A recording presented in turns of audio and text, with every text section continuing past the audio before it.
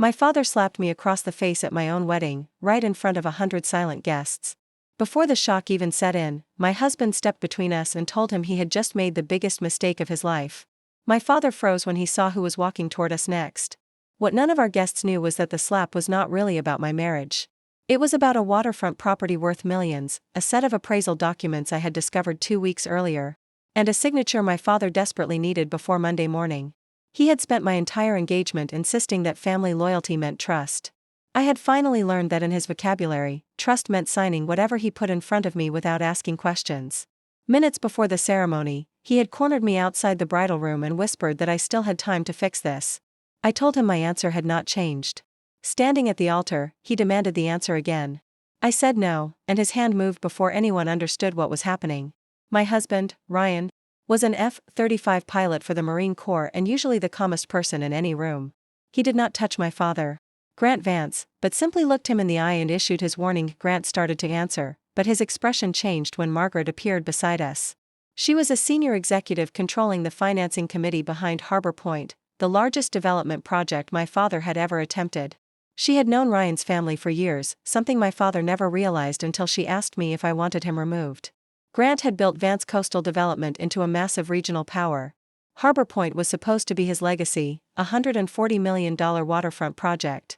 However, part of the land package included a parcel my late aunt had left jointly to my father and me. Without my consent, the company could not pledge the site as collateral. 3 weeks earlier, Grant had presented me with a routine ownership document. Because I worked as a commercial property appraiser, I actually read the paperwork.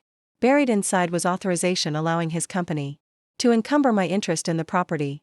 I refused to sign it, setting off a chain reaction that ultimately brought us to this exact moment. 2 days after my initial refusal, a junior analyst accidentally sent me a valuation package.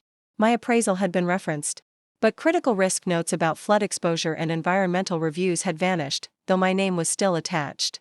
I confronted my father, but he claimed I was being dramatic and insisted family businesses survived because people knew when not to ask questions.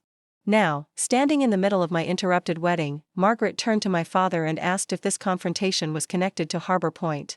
Before he could speak, my younger sister Chloe stepped up. Chloe was the communications director for our father's company, relying on him for her salary, health insurance, and professional identity. Chloe begged us not to handle this in public. I looked at her and asked if being family meant staying silent when something was wrong. Grant interjected, claiming we were protecting the people who built our lives. Margaret calmly replied that Grant had made it public.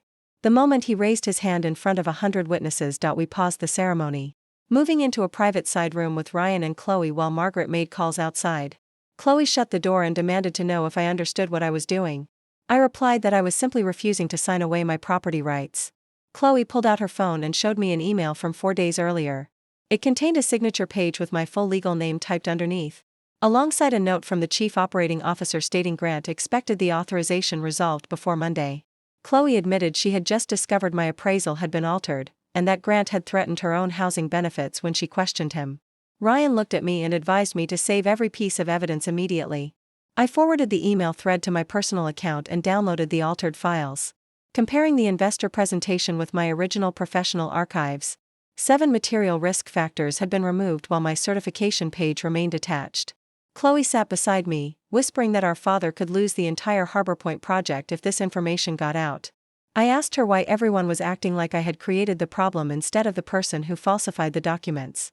She covered her face, admitting it was easier for everyone to blame me than to hold him accountable. When we stepped back outside, my father ordered Chloe to come with him, but for the first time in her life, she refused to move. He turned to me, warning that I would regret sending those documents anywhere. Before Ryan could intervene, I told Grant directly that I was no longer making any decisions based on fear. Margaret walked up with her phone in hand, informing Grant that her committee was suspending Monday's closing until they could verify the entire appraisal package. His face went completely still. The first real financial consequence had arrived before our wedding cake was even cut. We finished the ceremony with a smaller group, signed our marriage license, and skipped the formal reception.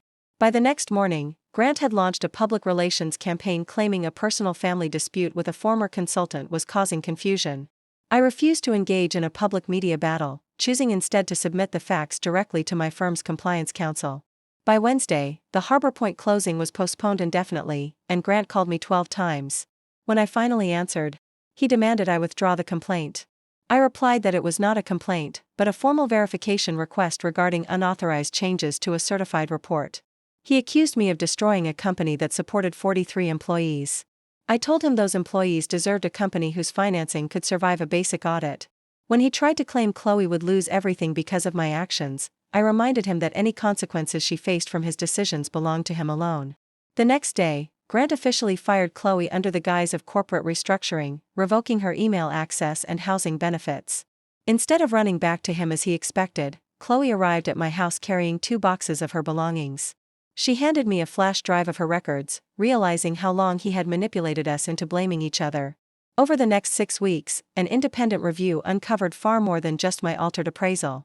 Project occupancy rates had been wildly inflated, construction contingencies narrowed, and environmental timelines presented aggressively. The investigators concluded that Grant exercised excessive unilateral control, creating a toxic culture where employees were punished for bringing bad news. The investment committee gave the company an ultimatum: accept independent financial oversight or lose the financing entirely.